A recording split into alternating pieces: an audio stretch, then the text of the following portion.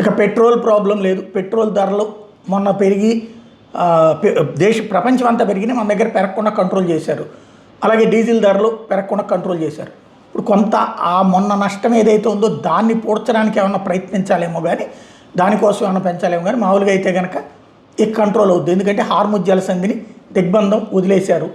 దాంతో ఇక ఆయిల్ సరఫరా, గ్యాస్ సరఫరా ఇవన్నీ యథావిధిగా వస్తాయి. మళ్ళీ యుద్ధం ప్రారంభమయ్యేదాకా ప్రాబ్లం లేదు.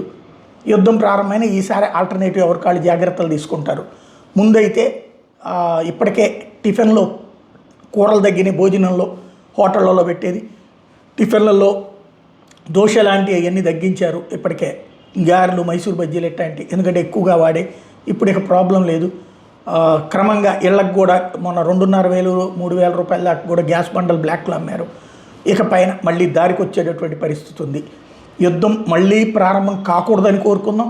ప్రస్తుతానికి ఆయిల్ ధరలు, బ్యారెల్ ధర మొన్న $60 నుంచి 120 దాకా వెళ్ళి మళ్ళీ 90 దాకా వచ్చినాయి. ఇప్పుడు మళ్ళీ దారికి వస్తున్నాయి.